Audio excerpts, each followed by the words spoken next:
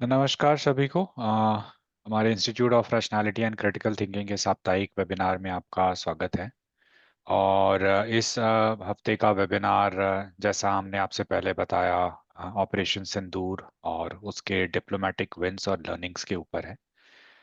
Webinar को lead करेंगे doctor प्रशांत होसर सुहास। और प्रशांत सर, ओवर टू यू। हाँ, थैंक यू। और ये तो अभी तो मैं क्या बोलूँ, क्योंकि इतना सब न्यूज़ में आपने सुना ही होगा कि ऑपरेशन सिंदूर के बारे में कि क्या हो रहा है। 22 अप्रैल को जो पहलगाम में टेरर अटैक हुआ, उसके बाद से ही एक आइडिया सबको था कि कुछ ना कुछ तो होगा। ऐसा तो नहीं था कि इंडिया रिस्पॉन्ड नहीं करेगा, लेकिन किस स्केल पे रिस्पॉन्स होगा वो किसी को उतना पता था नहीं।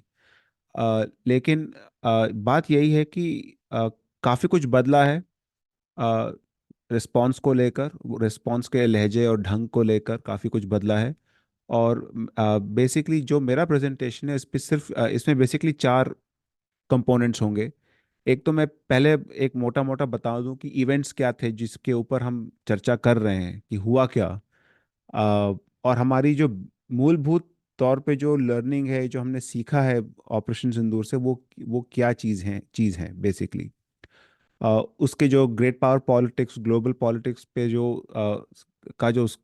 उसका असर है ऑपरेशन सिंदूर पर, या सिंदूर ऑपरेशन सिंदूर को लेकर जो प्रतिक्रिया आ रही है, उस पे भी हम थोड़ा चर्चा करेंगे। और आखिर आखिर में मैं जो इंडिया का जो आगे चल के पोस्चर होना चाहिए, जो नीति होनी चाहिए, उसके ऊपर भी मैं अपने कुछ विचार रखूंगा।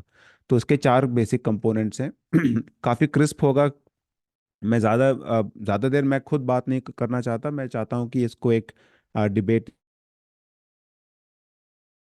डिस्कशन के तौर पे उस पर और ज़्यादा चर्चा हो। तो मैं आपको, क्योंकि पिछले 2-3 हफ्ते से हमने इतना कुछ सुना है इसके बारे में, इसलिए मैं जो आपने ऑलरेडी न्यूज़ में देखा होगा उसको मैं फिर से रिपीट मैं नहीं करूँगा ज़्यादा।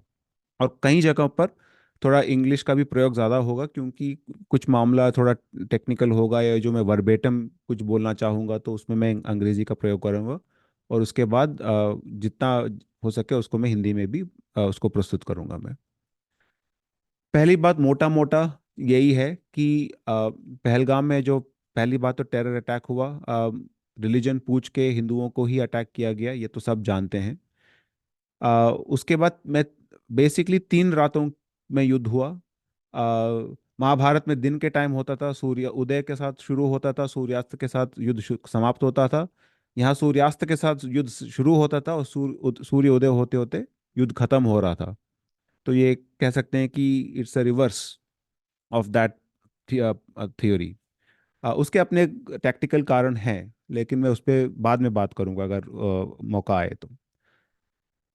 बेसिक चीज़ ये है कि 7 मई और 8 मई के सुबह, 7 मई रात, 8 मई के सुबह पे 9 टेरर अटैक, कहते हैं ना, अटैक जो जहाँ से हुए थे, जो साइट्स थे, 9 terror sites were hit by Indian air force despite Pakistan air force sortie actions. इसका मतलब मैं समझा देता हूँ कि जब पहलगाम हुआ, पाकिस्तान को पता था कुछ ना कुछ होगा। बड़े हाई अलर्ट पे थी पाकिस्तान की फोर्सेस।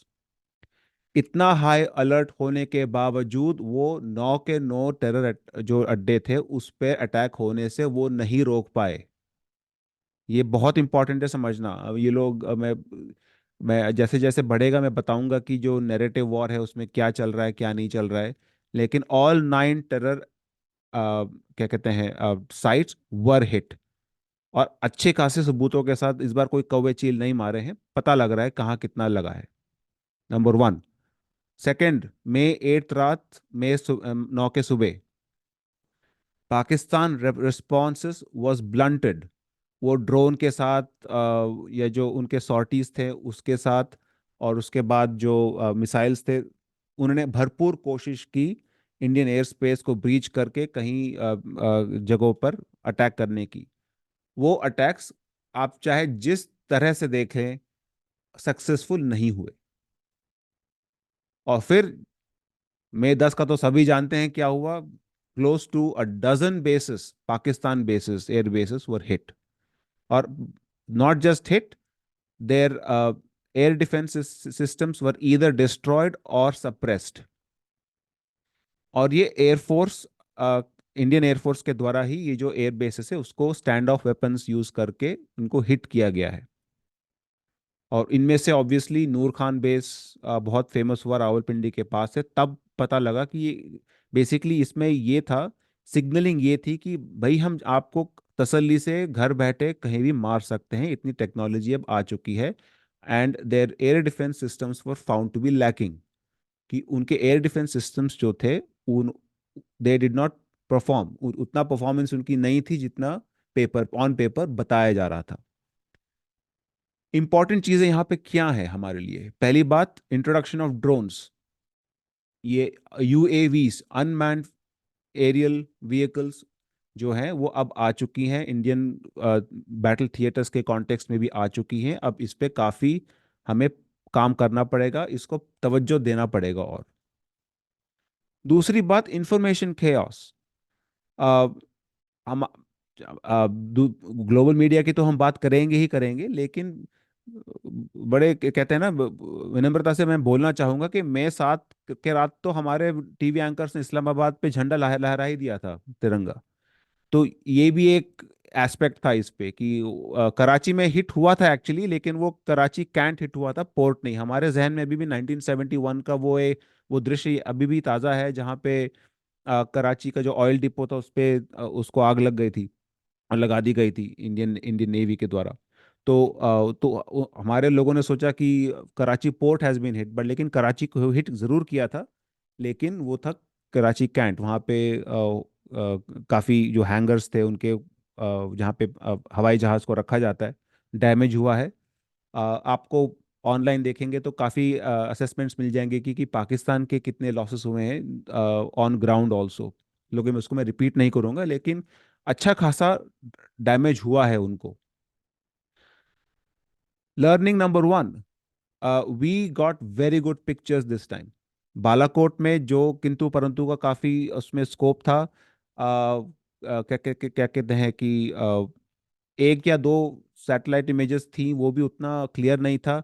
इनफैक्ट ये बताया गया था क्योंकि वेदर वाज नॉट परमिसिव, कि इमेजेस हम नहीं ले पाए थे ठीक से, प्लानिंग उतनी अच्छी नहीं थी 2019 की। We have learned our lesson from that. आप देखिए कि इतने क्रिस्टल क्लियर पिक्चर्स आई हैं इस बार कि इवन द नेसेयर्स, अल जजीरा तक को मानना पड़ रहा है कि नहीं भाई, मारा तो है। तो ये एक इम्पॉर्टेंट, ये सब, this this is the basic scenario अब तक का। तो टेरर अटैक्स जहाँ से हुई थी, जो जहाँ से कहते हैं 9 साइट्स जहाँ से टेरर अटैक्स को प्लान और लॉन्च किया जाता है, उसको हिट किया गया despite full readiness of Pakistan air force and Pakistan air defence systems. हमने एयर स्टैंडर्ड ऑपरेटिंग प्रोसीजर क्या होता है, दैट जब आप एक एयर रेड प्लान करते हैं, सबसे पहले you conduct SEAD and DEAD operations, suppression of enemy air defences and destruction of air enemy air defences. हमने ये नहीं किया, जानबूझ के इसलिए नहीं किया क्योंकि हम इसको, this would have been interpreted as escalatory action, कि इसलिए मोदी जी ने अपने स्पीच में भी ये बोला कि आगे आइंदा हम टेरर अटैक को पाकिस्तान आर्मी से अलग नहीं देखेंगे। ये इसलिए किया गया है क्योंकि Indian air force accepted to operate in a high risk environment to hit their 9 targets. Standard operate, जब इसराइल ने पिछले साल ईरान में ऑपरेशंस की थी हिजबुल्लाह के खिलाफ, तो पहले उन्होंने ईरान के एयर डिफेंस को हटाई थी। उनको नहीं फर्क पड़ा कि ये एस्केलेटरी होगा, डी एस्केलेटरी होगा, ये जो उन्होंने किया था वो, दे did not bother with that. They first did what is standard operating procedure, which is conducting SEAD and DEAD ops, suppression of enemy air defenses, SEAD, SEAD, and DEAD, destruction of enemy air defenses। ये सबसे पहले किया जाता है। हमने ये जानबूझ के नहीं किया ताकि हम दुनिया को बता सके कि हमारा जो गोल है वो सिर्फ टेरर टेरर साइट्स थे, नॉट द आर्मी और नॉट द स्टेट। लेकिन आइंदा वो भी डिस्टिंक्शन हमने खत्म कर दिया, डॉक्ट्रिनली खत्म किया है, कहते हैं ना, ऑफिशियल तौर पे खत्म किया है। तो ये सब इन सब के चलते भी the Indian forces have been quite successful. इसलिए काफी लोग जो अ, इसको ऑब्जर्व कर रहे हैं, चाहे वो दबी दबी आवाजों में हो या वो ओपनली हो, बोल तो रहे हैं कि भाई India achieved what it wanted to achieve, number one. But लेकिन जो आप आपको याद होगा कि एक कोर लर्निंग जब हम कहते हैं, वो सिर्फ बालाकोट से हमको नहीं देखना है। आप आप में से कईयों को कारगिल कॉन्फ्लिक्ट याद होगा। उसमें हम इतने घबराए तो नहीं कहूंगा, इतने कॉशियस थे हम लोग, क्या कहते हैं, क्रॉसिंग द एलओसी को लेकर। हमको लग रहा था कि एक बटालियन कुछ क्रॉस कर जाएगा तो ये लोग न्यूक्लियर वेपन चला देंगे, या वो डर था कहीं ना कहीं। आप डर कहें या कॉशन कहें, वो it's a matter of syntax and semantics. But the world was worried कि थोड़ा भी कुछ हो गया तो पाकिस्तान न्यूक्लियर वेपन चला देगा। और हमने, इंडियन मिलिट्री फोर्सेस ने, we accepted higher casualties, but we did not cross the line of control. ये this is a matter of recorded history now. ये आप समरी शीट देखेंगे आप कारगिल वॉर की, uh, तो 11 हफ्ते चली थी। ये जो सोल्जर्स लॉस्ट थे 527, ये कम हो सकती थी अगर the Indian army had been given the leverage और the latitude to cross the LOC to get better access to those peaks. हमने नहीं अलाउ किया उस टाइम। फिर मैं यहीं पे इसी इसी को लेकर मैं बता दूं, जो जर्नी जैसे कह रहे कारगिल से आगे तक का, 2001 में पार्लियामेंट अटैक हुए, जैश ए मोहम्मद ने करवाया था। ऑपरेशन पराक्रम हमने प्लान तो किया, बट वी उसमें भी हमने कुछ एक्शन एक्चुअली देखा नहीं। इनफैक्ट जसवंत सिंह जी बाद में उन्होंने अपने एक किताब में भी लिखी है बात, that the purpose of operation Parakram was to fight terrorism without conflict. ये कैसे होता है, ये बुद्धिजीवी बताएंगे कैसे होता है, कहीं दुनिया में कहीं तो ऐसा हुआ नहीं है वैसे आज तक। तो आपने इतना बड़ा वो क्या कहते हैं मोबिलाइजेशन किया, और वो खुद बोल रहे हैं कि the purpose of mobilisation was to manage Indian anger. जैसे ही आपने मोबिलाइजेशन किया, वहां से जनरल्स ने न्यूक्लियर सेबर रैटलिंग शुरू कर दी कि हम न्यूक्लियर वेपन चला देंगे। तो आप हमने फिर से कुछ नहीं किया, मोबिलाइजेशन किया। मोबिलाइजेशन के चक्कर में हमारे ट्रूप्स मारे गए because of variety of different reasons, not in action. During mobilisation process itself we had casualties.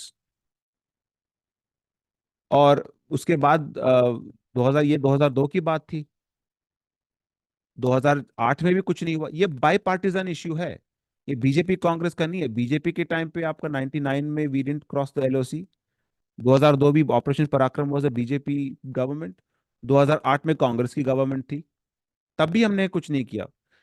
I have sat in meetings जहां पे मैं 2010 की बात कर रहा हूँ, कांग्रेस की सरकार थी, जहां पे not building border roads against China was seen as a strategic choice, क्योंकि चाइना के फोर्सेस को लेह तक आने में आसानी ना हो। ये थिंकिंग थी स्ट्रेटेजी, और इसको this used to be passed off as high brow intellectual thinking. ये कहते हैं ना, ये लोग थे जो ऐसे ऐसे ऐसे पॉलिसीज को, कि स्ट्रेटेजिक रिस्ट्रेंट होनी चाहिए, हम बॉर्डर इंफ्रास्ट्रक्चर इंप्रूव नहीं करेंगे ताकि दुश्मन को आसानी हो जाएगी कि वो ले तक ना आ जाए। मतलब आप जहनी तौर पे तो हार ही चुके हैं कि आपको नहीं, हम नहीं रोक पाएंगे, हमारे फोर्सेस नहीं रोक पाएंगे, लेकिन उनको अंदर आने भी नहीं देंगे हम उतनी आसानी से। उनको पहाड़ चढ़ के आना पड़े जी, वो उनको बड़ी तकलीफ होगी पहाड़ पहाड़ चढ़ के उतर के आने में। ये थी स्ट्रेटेजिक थिंकिंग, ये मैंने बड़े बड़े डिफेंस थिंक टैंक्स में सुना है। और ये ऑन रिकॉर्ड भी है, मैंने अपने एक मैन्युस्क्रिप्ट में इसको कोट भी किया है। वो कहीं से मेरे को अच्छी किस्मत थी, मेरे को वो डॉक्यूमेंट मिल गया मेरे को, जहाँ पे मिनट्स में लिखा है that so and so, not so and so, but this was proposed, not developing border roads was proposed as an option to deter Chinese forces। हम इस माइंडसेट से निकल के ऑपरेशन सिंदूर तक पहुंचे हैं। तो ये जो लोग क्रिटिसाइज कर रहे हैं कि क्यों बंद कर दिया 10वें सुबह, और मारना था, आप नहीं समझ रहे हम किस लेवल के बीप बीप बीप हैं, और वहां से उठ के आए हैं यहाँ तक। आप समझ रहे हैं बात को? तो कारगिल में हमने, we did not cross the LOC, we accepted, we were okay with casualties, we were not okay crossing the LOC because of the nuclear threat. कहीं ना कहीं हम जान, हमको लगता था कि पाकिस्तान डेफिनेटली यूज करेगा न्यूक्लियर वेपन्स। 2002 में हम we undertook an extremely large multi month long mobilisation to manage Indian anger, not to teach Pakistan a lesson. ये this is also मिनिटेड, Jaswant Singh ji is on record, otherwise he was a very good minister in my view. But this was collective thinking. ये मैं एक party, एक leader, एक politician की बात नहीं बोल रहा हूँ। ये collective political establishment, civil services plus political establishment की थिंकिंग है ये, थिंकिंग थी। अभी हाल ही में जब ये सब तू मैं सोशल मीडिया पे चल रहा था, somebody shared with me a document where Indira Gandhi in 1974 is on record saying after the nuclear test कि अगर पाकिस्तान, हम we are willing to share the technology with Pakistan also if they are if this will help relations। तो level मैं बता रहा हूँ कि बहुत ही लंबा सफर तय करके हम यहाँ तक पहुंचे हैं। तो मेरे जैसे लोगों को, जो जिन्होंने कारगिल में देखा है, कि एलओसी क्रॉस ही नहीं कर रहे, इतना इतना रिस्ट्रेंट रिस्ट्रेंड है हम लोग। 2002 में कुछ नहीं किया, 2008 में कुछ नहीं किया। मैं 2008 में ग्रेजुएट स्कूल में था, यहाँ यूएस में, न्यू जर्सी में, उस टाइम पे। मेरे दोस्त जो अमेरिकन थे वो बता रहे थे, यार तुम लोग इतने बड़े देश हो, तुम मार क्यों नहीं सकते, अजीब लोग हैं यार। बोला है मेरे को, 2 बियर के बाद मेरे को मुंह पे बोला है कि यार तुम लोग क्या कर रहे हो यार, एवरीबडी नोस, इतना आप डॉसियर बना के दे रहे हो, मारना था ना। तो दे जस्ट स्ट्रक देयर शोल्डर, एक स्मर्क है मुंह पे, एक आधी स्माइल के साथ दे जस्ट स्ट्रक देयर शोल्डर, कि ये लोग पता नहीं क्या है ये। तो nobody understood our behaviour then also.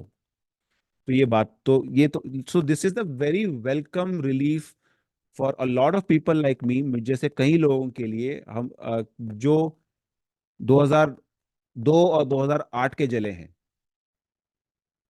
और 2002 में वाजपेयी जी की सरकार थी, 2008 में मनमोहन सिंह की सरकार थी। आप, you can not blame me for being partisan here.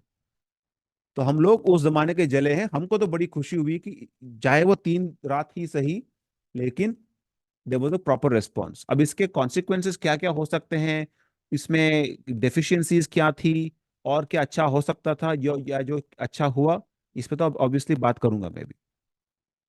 लेकिन मोटा मोटे तौर पे this was a good operation. Fourth point, यहां से मैं अब शुरू कर रहा हूं। India and Indians need to realise we have to stand up for your ourselves. कोई यहाँ पे बैकअप देने, यू कांट, इस आप इस पे आप भरोसा नहीं रख सकते कि कोई आके आपकी वकालत करेगा। You have to stand up for yourself. कोई बोलेगा ट्विटर पे, कोई बोल देगा कि नहीं ये दिस वाज रिस्पॉन्सिबल, या कोई देश दबी दबी आवाज में आपको सपोर्ट करेगा, या उतना, या क्या पता बोल भी दे पब्लिकली कि नहीं करना चाहिए था। आपको तिल मिलाने की जरूरत नहीं है, ये सही हुआ है। So this is one other core learning is you are on your own, you are by yourself। मेरे को इससे पहले कि मैं भूल जाऊं, 2004 से 10 तक की बात है ये। आप किसी भी ऑनलाइन फोरम्स, डिफेंस फोरम्स पे चले जाइए, या डिफेंस वालों से बात कीजिए। दे यूज्ड टू से ओपनली कि चाइना क्या कर लेगा, दे कांट बिल्ड एनीथिंग बड़ा अच्छा, they don't build good material, they don't build good platforms, it's बहुत उनकी अ, मजाक ही उड़ाया जाता था, कि क्या बना रहे हैं, क्या कर रहे हैं। अब देखिए, आज के डेट पे they are by and large developing their own platforms. कितना अच्छा है कितना बुरा है वो अलग बात है। They are also improving their quality. So ये इसलिए जरूरी है क्योंकि जब मैं अपना लाख आखिरी स्लाइड पे बात करूंगा, where we talk about India's move forward, this will be very important. Don't pay attention to the fact that people say कि आपके निजी, क्यों, why is India bothering developing its own engine. जरूरी, बहुत जरूरी है। मिशन मोड में आना पड़ेगा, जैसे हमारे एयर चीफ ने बोला है, time to get into mission mode. और उसके बहुत सारे रीजंस हैं। सो हाँ, bottom line, there is a lot of space under the nuclear umbrella. Just because उसके पास न्यूक्लियर है वो नहीं, ऐसा नहीं होता है, ऐसा नहीं चलाएगा। The crazy man is not so crazy. Crazy man का, this is actually formal theory भी है इसके बारे में, कि सामने वाले को इतना डरा दो कि मैं पागल हूं, मैं कुछ भी कर सकता हूं। ये अपने आप में एक रैशनल टैक्टिक है। To claim irrationality in itself is a rational ploy. इसका अर्थात सामने वाले को आप इतना डरा के रखो कि आप इतने बड़े पागल हो कि आपने एक थप्पड़ भी मारा तो वो न्यूक्लियर वेपन चला देगा। तो इससे क्या होगा, ये अपना लो कॉस्ट टेररिज्म करता रहेगा पाकिस्तान। आप स्ट्रेटेजिक रिस्ट्रेंट करके आप चुप बैठोगे। तो आप मार भी खाओगे, चुप भी बैठोगे। क्यों? क्योंकि आपको लगता है कि मैं इतना बड़ा पागल हूं कि आपने एक थप्पड़ भी मार दिया तो मैं न्यूक्लियर वेपन चला दूंगा। So this is very rational. It's very, from Pakistan point of view, it is a very rational thing to do. The moment India starts mobilize, starts saber rattling, nuclear saber rattling. और आप terrorism से आप तो you are inflicting damage on India anyway, आप तो कर ही रहे हैं। So it's a low cost option for Pakistan. It had been a low cost option for Pakistan all these years.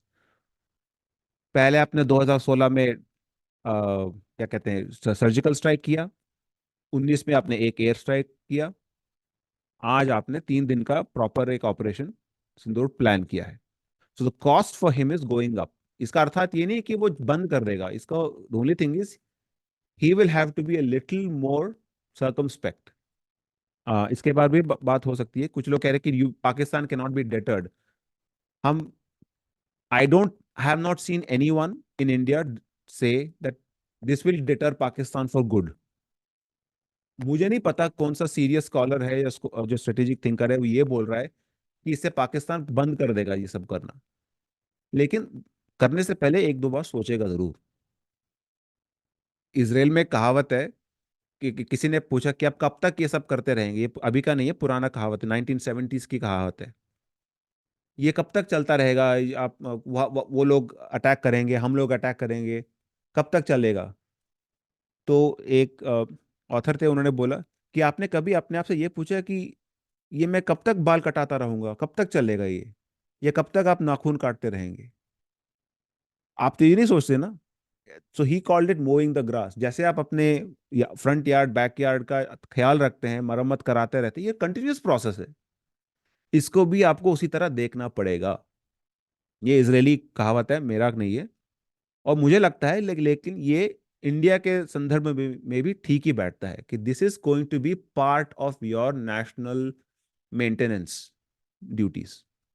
जिस प्रकार आप अपने घर का, अपने सोसाइटी का मरम्मत कराते रहते हैं, घास काटने वाला आता है, वो प्लम्बर आता है, इलेक्ट्रिशियन आता है, ये भी ऐसे ही होने वाला है। ये वन टाइम सोल्यूशन नहीं है। ठीक है ना? सो ये भी most of the people who are talking on this have accepted this, and we are okay accepting it. हम तो काफी दिन से बोल रहे हैं कि यही तरीका है। ऐसा नहीं है कि आपने एक बार मार दिया वो जन्म जन्मांतर के लिए ठीक हो गया, वो ऐसा नहीं है। Nobody expected it to be that way. ठीक है, so that's the other thing. Great power politics. This was essentially a proxy war of a different kind. China's growing role. I mean, China has provided satellite support to the Pakistanis. Most of their arsenal is Chinese. और just because इनका HQ-9 जो air defence system है इस बार काम नहीं किया, अब हमें ये नहीं, हमें भांगड़े डालना नहीं शुरू करना चाहिए कि आगे चल के नहीं करेगा। The first thing that Pakistan did was to send top officials to China. अब क्यों भेजा वो अभी पता नहीं है। हो सकता है डीब्रीफिंग के लिए भेजा हो या कुछ आगे का और प्लानिंग हो। लेकिन हमें कंप्लेसेंट नहीं हो जाना है कि आपका एयर डिफेंस ने अच्छा काम किया, उनके एयर डिफेंस ने उतना अच्छा काम नहीं किया। What worked well for Pakistan may not work as well for China or might be overwhelmed by China. China में स्केल, चाइना के साथ जो अगर युद्ध हुआ तो वहां पे स्केल मैटर बहुत करेगा। पाकिस्तान ने अगर 400 ड्रोन छोड़े हैं, चाइना 4000 छोड़ेगा to saturate your air space. तो उसको आपको ध्यान में रखना पड़ेगा। तो this is basically China's proxy war against you. No, it is not just Pakistan. Pakistan का सिंपल फॉरेन पॉलिसी है, बिकॉज उनका एक ही फॉरेन पॉलिसी है which is to be anti India, to fight India. तो खुद तो वो जमींदार तो है नहीं, या तो बेसिकली पाकिस्तान कोल्ड वॉर के टाइम पे अमेरिका का लठैत था, अभी वो चाइना चाइना का लठैत है, basically proxy for these two. तो it's for him the foreign policy is very simple. जहां से जो पैसे देगा, जो एम्यूनिशन देगा, जो असला देगा, वो उसी से लड़ाएगा। आपके आपका फॉरेन पॉलिसी ज्यादा कॉम्प्लिकेटेड है, मोर लेयर्ड है, worthy of a great power, लेकिन आपको उसी के हिसाब से हमें हार्डवर्क भी उतना ही ज्यादा करना पड़ेगा। दूसरी बात, ट्रम्प इज वेरी ट्रांजैक्शनल। उन्होंने क्रेडिट ले लिया, वो हमारे लोग काफी तिल मिला गए, उसमें भी काफी लोगों ने बोला यार लेट हिम टॉक, असली बैकडोर में ऐसा कुछ हो नहीं रहा है। देखिए मैं क्यों बोल रहा हूँ ट्रांजैक्शनल। अब इस आदमी को देखिए, अहमद अल शराह, जो अभी सीरिया का प्रेसिडेंट बने हैं, वो अलकायदा के लीडर थे एक टाइम पे। He was persona non grata at one point. अब वो प्रेसिडेंट ट्रम्प के साथ खड़े होकर तस्वीर खिंचवा रहे हैं। तो अगर आज वो आपको लग रहा है कि Trump was good for India, हो सकता है कल he might not be so good for India. तो आप कल को अगर उनको लगा कि चाइना के साथ डील करके उनका फायदा है, तो वो कर लेंगे deal. He will not think अरे मैंने तो इंडिया को वचन दिया था कि नहीं उनको हेल्प करूंगा, नहीं, he will not think like that, he is not built to think like that, that is not his style. So please understand.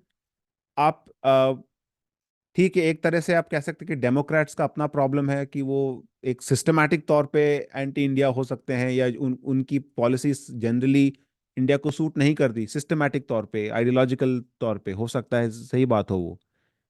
लेकिन इसका अर्थ ये नहीं है कि Trump by default will be good. हाँ, हो सकता है कि वो आपको ज्यादा थोड़ा एक लैटिट्यूड दे दे कि कर लो यार, कर लो, जो मारना है तो मार लो, 2-3 दिन मार लो, उसके बाद बंद कर लेना। उतना तो कम से कम वो आपको लैटिट्यूड देंगे। लेकिन ये भी हो सकता है कि वो कल अ, पाकिस्तान के साथ बहुत अच्छी फ्रेंडशिप हो जाए उनकी, क्योंकि आज भी, आज के दौर में भी, Pakistan is the only country that can directly call on the US for intervention, और directly call China for intervention. यही चीज 1971-72 में भी था। In fact let me take you briefly back to that period. Pakistan, America was supporting Pakistan to the extent of sending the seventh fleet in the Bay of Bengal against India at that time. Why? Because America wanted to establish close relations, or improve its relations with China, to isolate Soviet Union at the time. और उस time पे भी एक ही country था जो both America और China के साथ अच्छे टर्म्स पे था, वो पाकिस्तान था। तो उन्होंने पूरी जो बंगाली जेनोसाइड थी उसको नजरअंदाज किया। इस पे बहुत अच्छी बुक है called the blood cables by Gary Bass, historian है। उन्होंने the name of the book is blood cables, blood cables. उसमें बताते हैं कि America wilfully ignored the Bengali genocide in East Pakistan, because the priority for America was rapprochement with China to isolate the Soviet Union in 1971-72. And there was only one country that could broker that meeting between Henry Kissinger and China, and that was Pakistan. आज के date पर भी Pakistan is on reasonably good terms with Trump administration, and is obviously very close to China. तो कल को अगर इन्होंने googly लगा दी तो चौंक ना जाइए। This that's the idea. तो हाँ, तो अगर जो एक साल पहले टेररिस्ट थे, वो अगर आज प्रेसिडेंट बन के सूट पहन के एमबीएस और प्रेसिडेंट ट्रम्प के साथ फोटो खिंचा सकते हैं, तो आज के जियोपॉलिटिकल स्पेस में कुछ भी हो सकता है। और ये हम पे निर्भर है कि हम इसको कैसे लिवरेज करते हैं, हम ये गेम कैसे खेलते हैं। क्या ये हिपोक्रेसी है? बिल्कुल है। लेकिन दैट्स जियोपॉलिटिक्स फॉर यू, बहुत हिपोक्रेसी होती है। अब ये हम पर है कि हम इसको कैसे अपने फेवर में इसको हम लिवरेज करते हैं।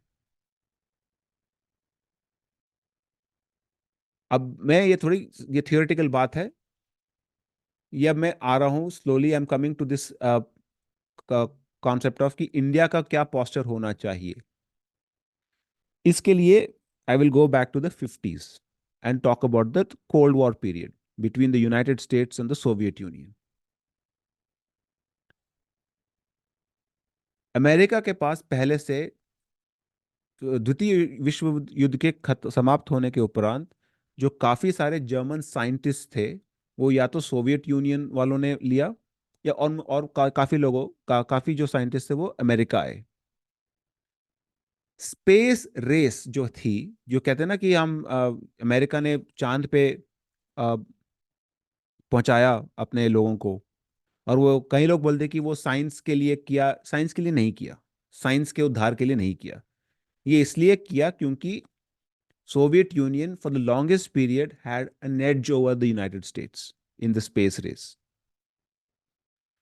जो राइवलरी थी, दुश्मनी तो काफी एक विसरल टर्म है, राइवलरी कहूंगा, काफी भयंकर राइवलरी थी। वो था motivating factor behind development of space and technology in the United States. Soviet Union में भी था, लेकिन यूनाइटेड स्टेट्स में definitely it was the case. So the notion of race with the Soviet Union permeated Cold War thinking, not only applied to space but to nuclear arms also. Second world war के बाद budgets actually कम हो गई थी, और अब जो तीन services हैं, नेवी, एयरफोर्स, आर्मी, वो अपने आप पे अपने राइवलरीज में बजट को लेके इन चीजों में बिजी थे वो लोग। बड़े युद्ध तो जीत चुके थे, तो वो सब लोग रिलैक्स कर रहे थे। The US Navy commissions and the development of the Viking rocket that was based on the German V2 rocket जो नाजी जर्मनी के टाइम पे डेवलप हुई थी। The US Army also used the efforts of von Braun's team. Von Braun जो German Nazi scientist थे। The fact that the team eluded any war crime charges was highlighted. जो अगली बार कोई human rights वाला आके बोले ना, तो उनको समझा दीजिए कि जो पूरा जो इनिशियल नासा के जो रॉकेट प्रोग्राम्स थे, वो नाजी साइंटिस्ट वालों ने बनाए थे साहब। तो या तो आप टेक्नोलॉजी में इन्वेस्ट करें, या तो आप डिबेट कंपटीशन जीतें। दोनों साथ में कई बार होते नहीं है। The Soviet program also was heavily developed by Nazi scientists, the captured Nazi scientists, as was the American program. The Soviets and ex-Nazi scientists were working on an improved version of the Viking 2 rocket. So Soviets also were working using German tech, so were the Americans. और ये सारे जो थे, वो अगर actual proper trials हुई, जैसे डाका ट्रायल्स में यहाँ पे पेरेंथेसिस में है, मैंने लिखा हुआ है ब्रैकेट्स में, अगर ह्यूमन राइट्स को लेकर इतना ही ये लोग सजग होते, तो इन सबको फांसी लगनी थी, because they were using slave labour for their programmes. But लेकिन क्योंकि क्योंकि इनका वॉन ब्राउन के टीम को रॉकेट साइंस में महारत हासिल था, उनके लिए एक्सेप्शंस बनाए गए। जो कमांडेंट वमांडेंट, इनको मारे गए, इनको ट्राई किया, इनको फांसियां लगवाई गई। सो अगेन, ये जो बुक है, ये 400-500 पन्ने की काफी मोटी किताब है। इसमें डिटेल्स हैं पूरी तरह की, किस तरह इनको एक्सेप्शंस लगाए गए, और इनको रिहेबिलिटेट किया गया प्रैक्टिकली। काफी टाइम तक कुछ अमेरिकन्स थे जो who did not want to fraternize with von Braun's team and all that because of this issue.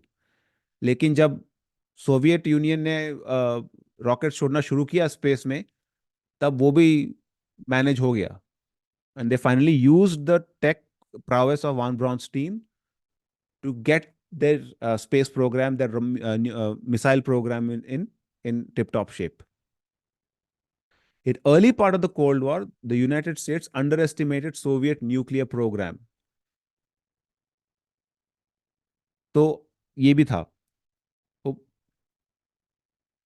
1950s में अमेरिका का बड़ा स्कैटर्ड अप्रोच था, वेरस सोवियट्स वर, उनका वो 5 ईयर प्लान के मुताबिक वो अपने प्रोग्रेस वो कर रहे थे स्पेस सेक्टर में। सोवियत यूनियन की फंडिंग बेटर थी, उनकी प्लानिंग बेटर थी, and they were making big strides in ballistic missile programme and their space programme. जो प्रेसिडेंट आइजनहावर थे, अच्छे प्रेसिडेंट थे, वो अभी भी उसको एक मॉरल इश्यू की तरह ही देख रहे थे। Freedom of space was an an important national security issue, but pursued the space program on scientific grounds, not on security grounds.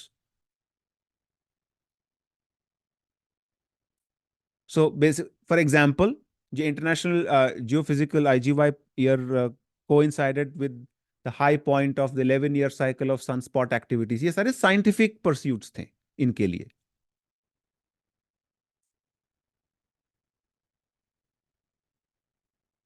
In summer 1957, either the Army or the Air Force programs, if funded and incentivized properly, could have launched a missile or satellite into space.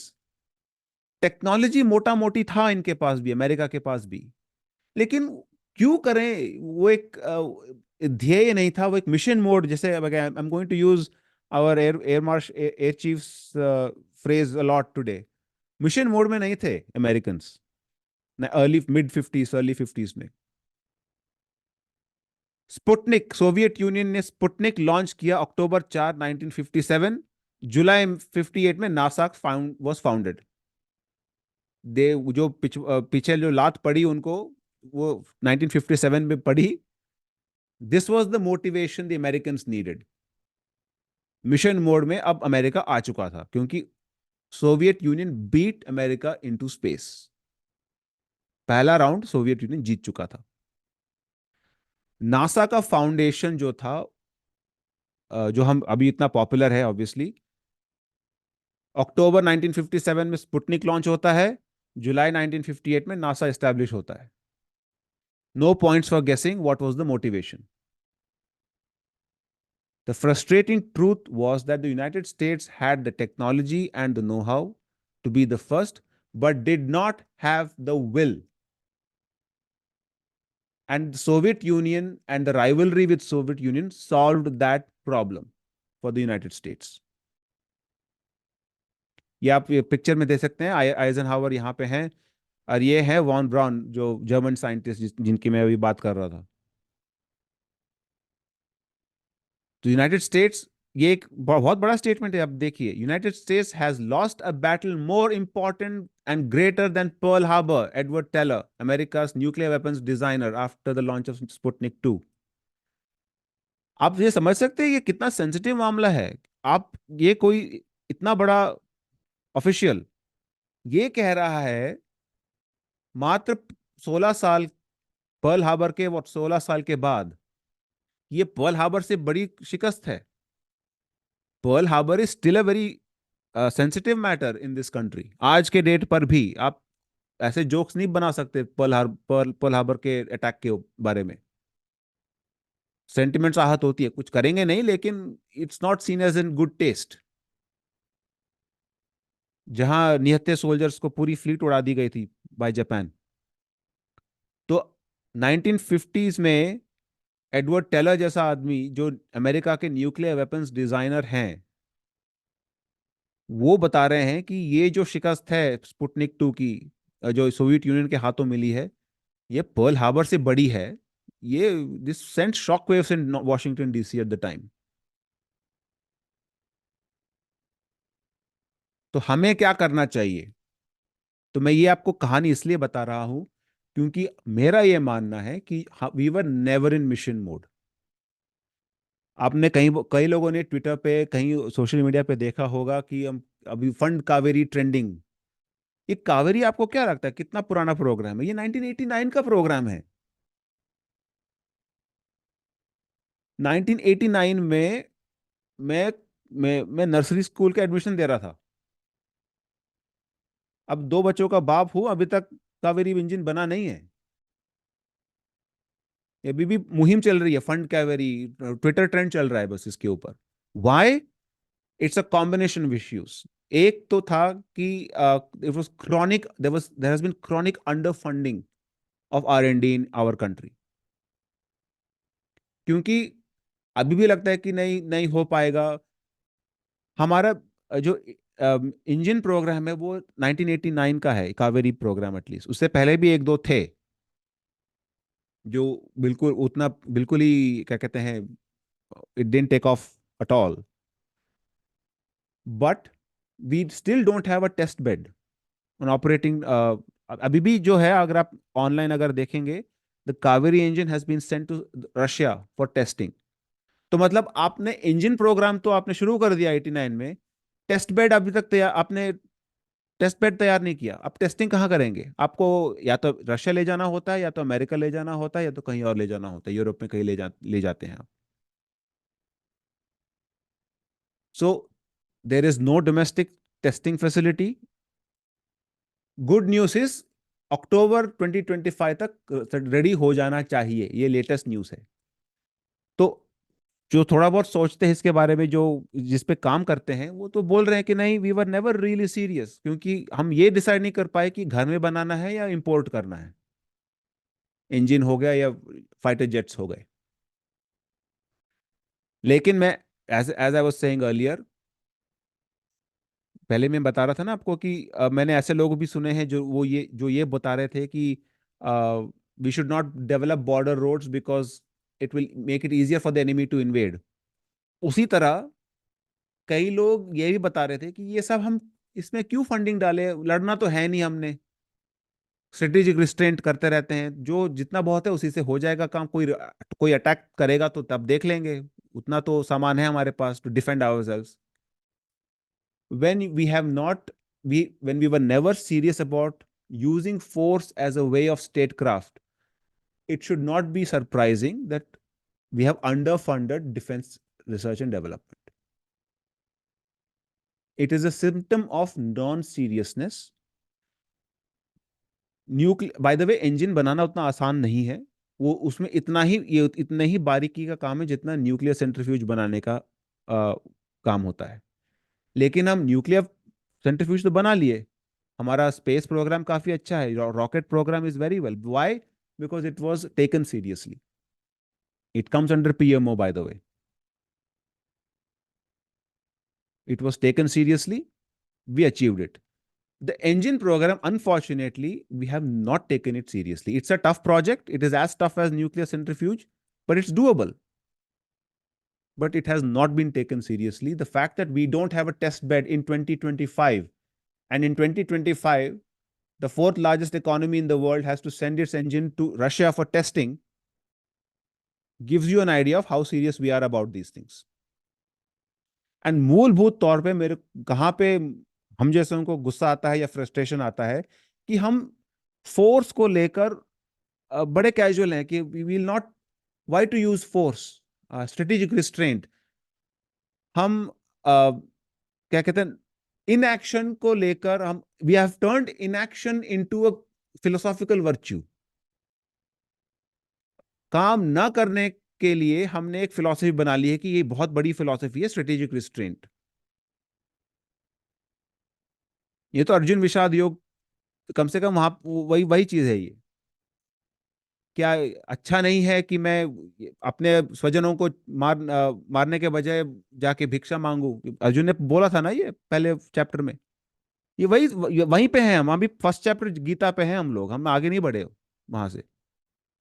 तो this has to be solve. Operation Sindoor in my view has solve that problem, कि नहीं भाई, we have to find, we have finally found the utility of force in Indian statecraft. आपको जरूरत पड़ेगी, आपको कमर कस के अब डेवलपमेंट पे ध्यान देना है। आपने जब कमर कस के ध्यान दिया है, you have been successful. Nuclear program is an example, the missile program is an example, your space program is an example. ये सक्सेस स्टोरीज हैं। This is as tough as those three, but you have done other tough projects. You have accomplished other tough projects. There's no reason this cannot be accomplished provided we are serious about it. We have not been serious about it. Let's be honest. Finally, finally, दो slide और है, खत्म करूंगा उसके बाद। The operation, this operation gives us a chance. High intensity conflicts are more likely now than before. Pakistan चुप नहीं बैठेगा. The latest news is Pakistan has, I think the Shahbaz Sharif and Asif Munir, they have gone to places like Iran and Turkey, most likely for shopping. किस चीज की shopping? ये तो जाहिर होनी चाहिए, फॉर वेपन्स शॉपिंग। ये खत्म नहीं हुआ है। और ना ऑपरेशन सिंदूर खत्म हुआ है, ना पाकिस्तान अब चुप बैठेगा, वो कुछ ना कुछ तो करेगा, you know. There is likely to be some action in the next few months. Utility of force, use of force is not just a philosophical idea any more, theoretical idea. जैसे मैंने बोला कि करना तो नहीं है यूज, हम क्यों डेवलप करें, बस बातें करते रहते, नहीं, अब यूज हो रहा है। अगर आप उधमपुर जो प्राइम मिनिस्टर मोदी की एक इंटरेक्शन है सोल्जर्स के साथ, उसको आप ध्यान से सुनिएगा, तो उसमें बता रहे हैं वो सोल्जर्स को कि चलो, आप सोच रहे थे ये सब तैयारी तो कर रही है, लेकिन कभी करने को भी मिलेगा है नहीं, अब तो टेस्टिंग भी हो गई है। तो उन्होंने ऐसा कुछ इसी इसी अंदाज में कुछ बोला था उनको। तो ये जरूरी है, ये बहुत जरूरी था। The need for infrastructure is more palpable today than earlier. क्योंकि आपने बोला कि अगर टेरर अटैक होगा तो हम इसे पाकिस्तानी स्टेट का अटैक मानेंगे, इसका अर्थात यह है कि now the material constraints will start becoming more. आपको ये बिल्कुल, क्या कहते हैं, एक तरह से मान के चलना पड़ेगा दैट आपको अपना मटेरियल जो रिसोर्स का जो बेस है वो बढ़ाना पड़ेगा। Otherwise you will not be able to meet the requirements of operation Sindoor and other such operations in the long run. आज के डेट पे एयरफोर्स की जो स्ट्रेंथ है वो 31 स्क्वाड्रंस है, सैंक्शन स्ट्रेंथ 42 है, और actual strength is much higher, required strength is much higher. It's close to 60, 70, depending on what are your assumptions about the Chinese commitments on their front. Non-use of force no longer considered highbrow intellect. ये कोई कहते हैं ना, बहुत ही high level, high फंडा intellectual बात नहीं रही ये। इसको अब ऐसा नहीं देखा जाएगा कि हमें, why we should not use force even when force is being used against you. This is not highbrow intellect. आखिरी बात मैं एक बता दूं, ये है नैरेटिव पे, left side of the screen. ये 1971, 18 दिसंबर 1971 का न्यूयॉर्क टाइम्स का आर्टिकल है ये। What is the headline? India lists losses. मैं पूरा पढ़ूंगा, पूरा उनके अंदाज में पढ़ूंगा मैं। India marked her Triumph quietly today and disclosed that in the 2 weeks of fighting with Pakistan, 2,307 Indians were killed, 6,163 wounded, and 2,163 were missing. India also said she lost 73 tanks and 45 aircrafts. ये पुराने पापी हैं, आज के नहीं है ये। 18 दिसंबर को क्या हेडलाइन होनी चाहिए थी?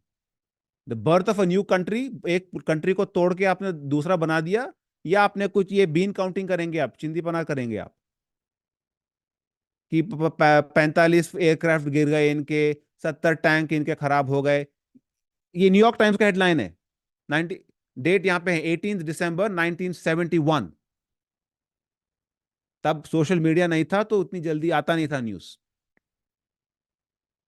आगे पढ़िए, ये अब खत्म नहीं हुआ अभी। After Pakistan accepted India's call for a truce on all remaining fighting fronts, the Indian chiefs of staff ordered their field commanders on the Western Front to preserve the positions they occupy at 8 p.m. tonight. The field commander were also instructed to take all necessary actions to defend themselves if they are attacked. भाई, New York times पे अगर छोड़ दिया जाए दारोमदार, तो वो तो पाकिस्तान को विजेता घोषित कर देते इस लेवल पे, इस एट दिस रेट। 18 दिसंबर 1971 को क्या हेडलाइन होनी चाहिए थी, और हेडलाइन क्या है? मैं ये नहीं कह रहा कि उन्होंने कवर नहीं किया कि बांग्लादेश बन गया एंड ये सब, उसके पर they have obviously they have covered it, but उन सब के बीच में ये भी एक हेडलाइन था, फ्रंट पेज पे था ये भी, राइट साइड पे। ये परसों का न्यूज़ है, पिछले कुछ दिनों से। Indian strikes on Pakistan damage 6 airfields, post analysis finds. इनको भी मानना पड़ा है। नैरेटिव वॉर का बहुत सिंपल है, ये लोग basically don't expect anyone to stand by you.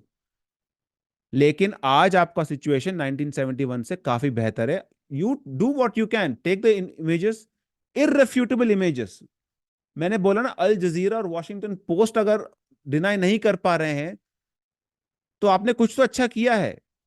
आप नैरेटिव वॉर पे आप आपको आप करे, we can do what we can do, which is show the evidence, make a case clearly. आप जेट्स क्या वर देयर, अभी भी आप देखेंगे there is all this talk about loss of aircraft. आज भी वो वही चीज है, नई चीज नहीं है ये। रफाल गिरा दिया, गिर गया होगा। आपको कौन सा आईएमएफ जाके लोन लेके खरीदना है? फिर से खरीद लेंगे एक और। You have to be able to bluntly say that, look, we don't know. There may have been losses. But what is more important?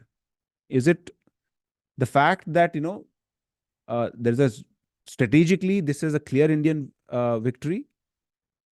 Or is it that, will you bean count? कि 45 tank या 70 tank इस तरह की आप बात करेंगे? So I'll end it here.